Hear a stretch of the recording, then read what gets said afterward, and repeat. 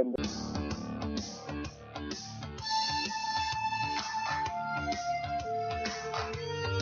the Major League Baseball postseason is heating up as the LA Dodgers are now the lone remaining team that hasn't lost. Boston Red Sox, the New York Yankees have extended, and they'll play today to see if they can extend it some more. The Red Sox going early on in less than an hour here on a Monday, on a holiday Monday. We'll recap what's gone on so far in the MLB playoffs.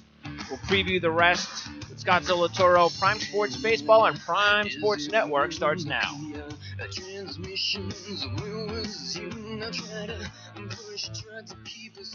All right, it is a Monday, 9th of October, 2017. I'm your host, Greg DePalma. Columbus Day.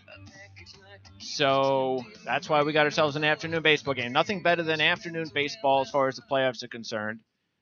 And the Red Sox take on Cleveland at 1 o'clock. And, take on Houston at 1 o'clock. And we'll find out whether or not Houston could put an end to the Red Sox.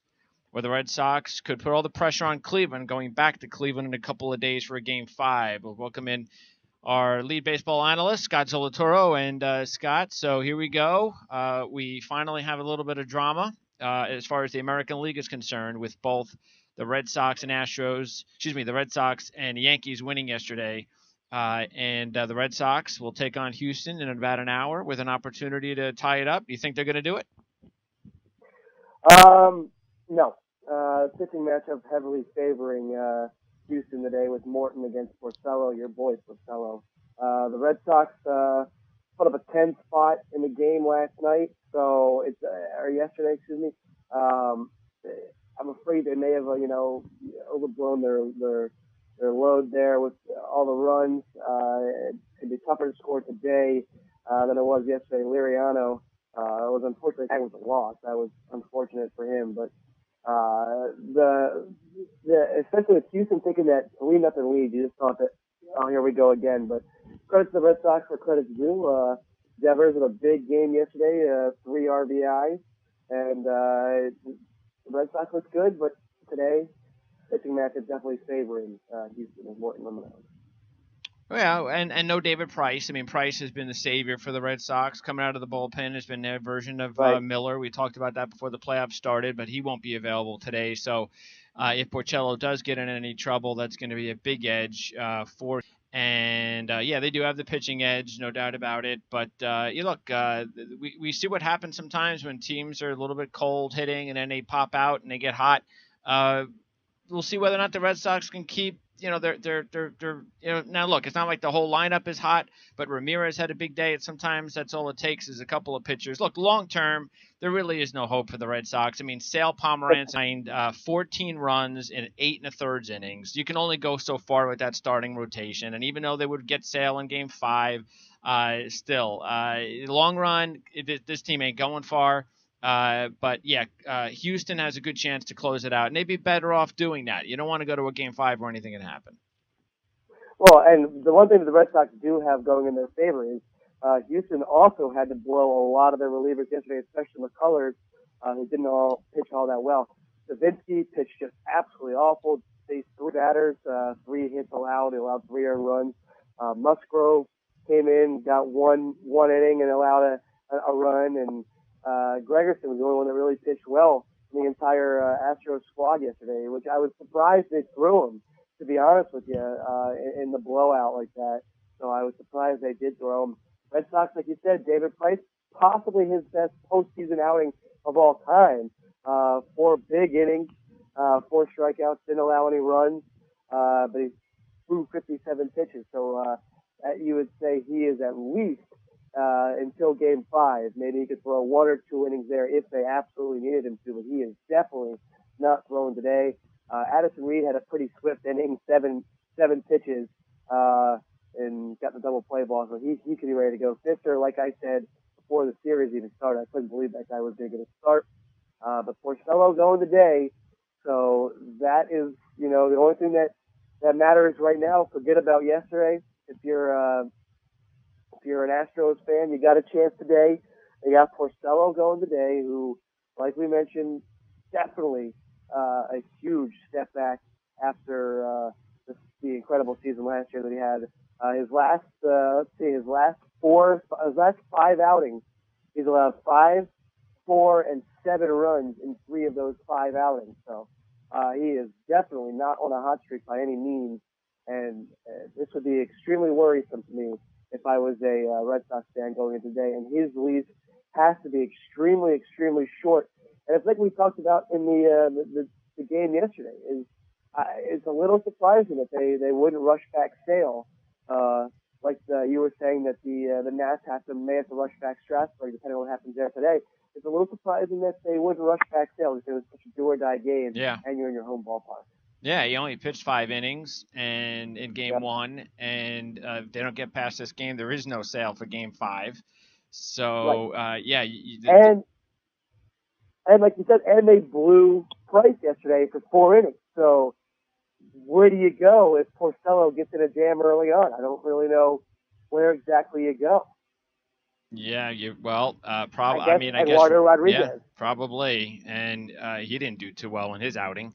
No. So yeah, it's not a good situation. But again, this is why we didn't like the Red Sox going into the postseason. They just don't have the pitching depth. And by the way, Bogaerts is 0 for 14. Benintendi's 2 for 12, and Pedroia's 2 for 11.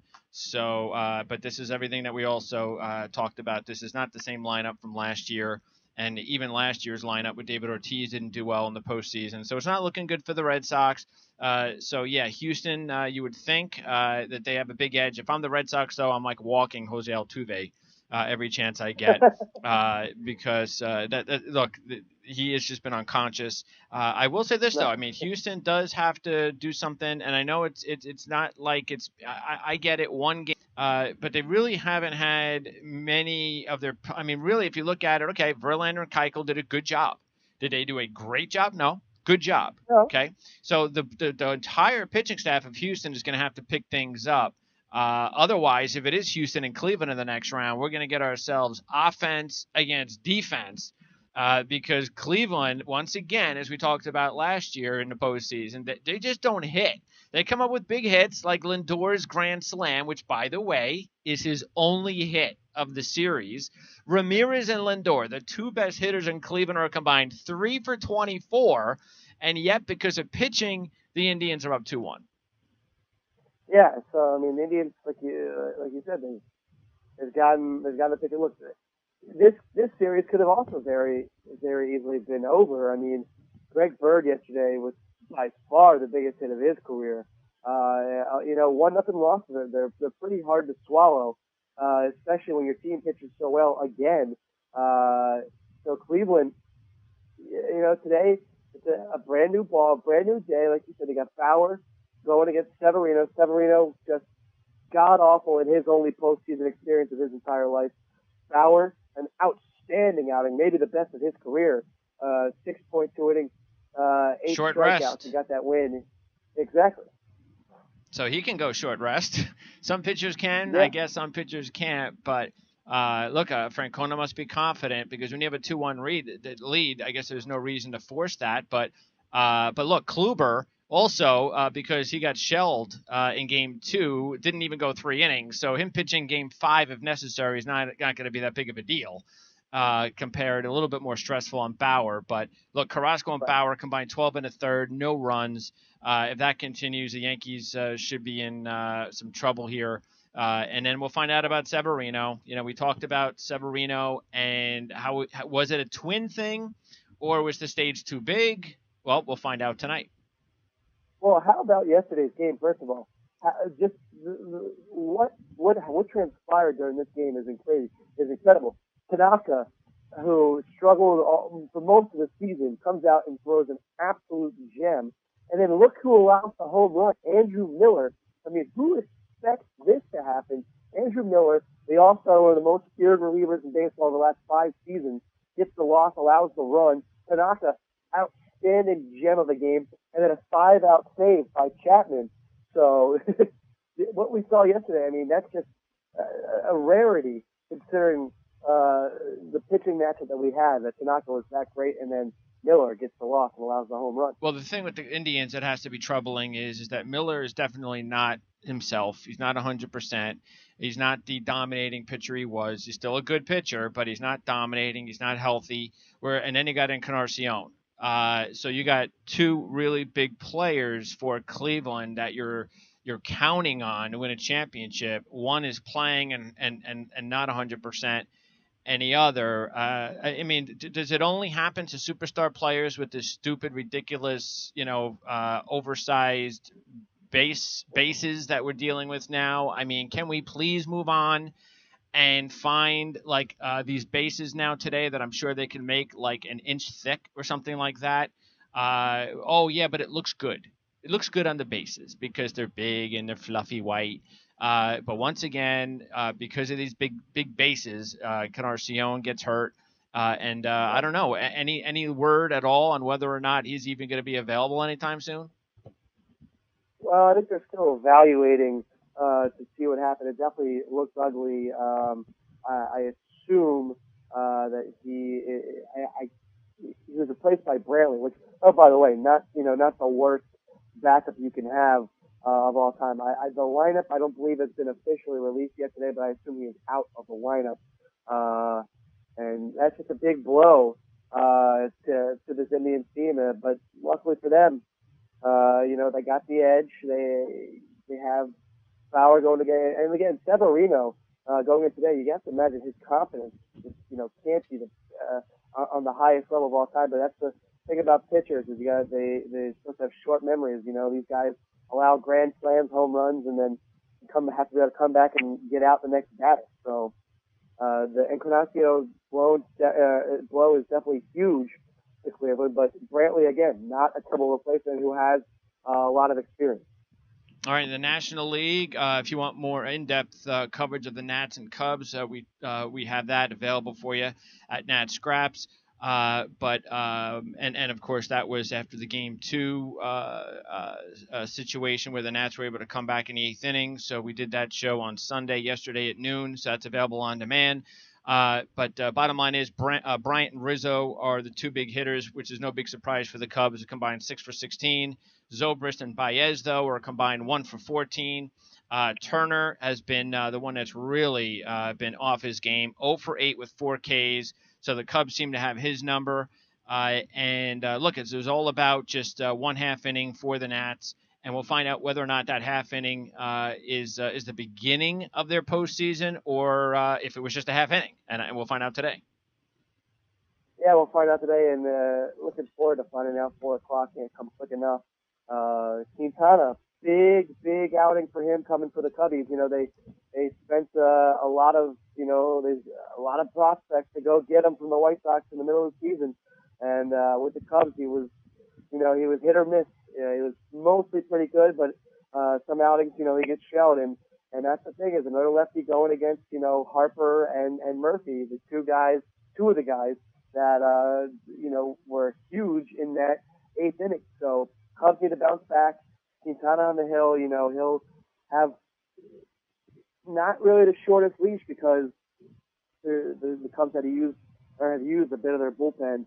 Down the stretch of the bullpen has also been shaky. So we'll see what happens today back in Chicago. So you would think the Cubs have the upper edge there. But like I said on that scrap the other day, the fact that you are 1-1 and going with Max Scherzer in Game 3 is a huge edge for the Nats. Yeah, if Scherzer is healthy, and then that is definitely an edge. But if he's not, the Cubs need to take advantage of that. And if they go up 2-1, then we will find out whether or not Strasburg gets in their Game 4 or they pitch with Tanner Roark. I get the feeling, to tell you the truth, that we would see Strasburg if they're down 2-1. But that shows you how big this game is for the Nats. You lose with Scherzer on the mound and Strasburg in the first 3 games of a series, your chances are pretty slim to move on. As far as Arizona and LA, this is the only team, Arizona, that hasn't won yet in the divisional series. And I get the feeling though that they're gonna go out there and get a win tonight. This is the latest game tonight. The reason being is that they have a few guys that are hitting, JD Martinez has started to pick things up in this series with the Dodgers, going 4 for 8 with a homer. Marte's had an incredible postseason so far. 6 for 13, a home run, 2 triples. So he's hitting. Now they got to get Goldschmidt going. There's no question about that. I mean, they can't go very far without him, but maybe back in their ballpark, that'll do things for him and his game. And of course, Greinke goes for Arizona tonight. And for the Dodgers, we talked about not knowing exactly what the Dodgers were going to get out of Bellinger, being a rookie. And sure enough, just like Judge, by the way, Judge and Bellinger, just so everybody knows, a combined 1 for 20 so far. And this is what happens when you're a rookie. That doesn't mean that the more games they play, that maybe they'll get more comfortable. But this is just what happens and by the way, Judge has 8 Ks and Bellinger 6. So they're combined 1 for 21 with a combined 14 Ks. Yeah, it's not very good. And this is one of the best pitching matchups we'll have probably in this entire round of playoffs. Darvish and Greinke, 2 guys who in their past have been stronger than they are now, but Darvish has really, stepped up his game the last month. Really excited to see him pitch tonight. It's a huge game obviously for the Diamondbacks. And Goldschmidt, don't forget he had that monster home run in his first at bat, a 2-run home run in the game 2. But Robbie Ray wasn't as good as they needed him to be. Kenley Jansen also had a big 5-out save. I think Arizona probably gets it tonight too. I like Greinke at home. I think that he'll settle down in his last outing in the wild card game. Only went 3 2/3. Zach Greinke is one of those guys who knows he needs to prove himself every time out. He's had naysayers over the last couple seasons. So Greinke tonight at home against this Dodgers lineup, I like it. And but I do also like Cody Bellinger to get on base tonight and really get his game going, because like you said, he's done absolutely nothing. But the Dodgers really haven't needed him. They've put up 9 and 8 runs, so 17 runs in 2 games over the Diamondbacks. So yeah, I think tonight's a lot low.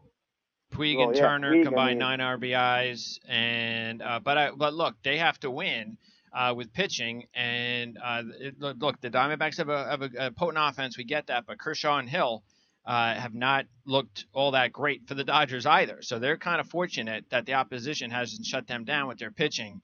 They've given up 6 runs, 6 walks, 8 hits combined in just 10 1/3 innings. So maybe they could get a break today, and they're starting pitching, as you mentioned. This is a big spot for Darvish.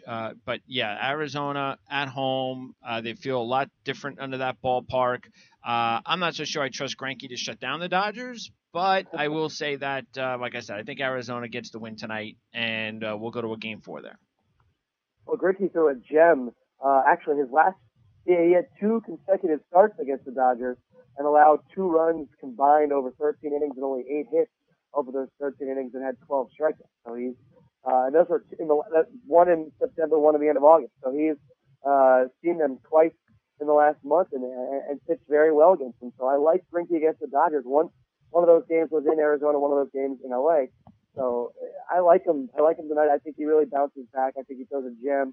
I think they need him to throw a gem after they've had to extend the bullpen because Robbie Ray struggled in game 2 as well. So I like him tonight. I don't like him in the series. I like the Diamondbacks to probably lose this 3-1.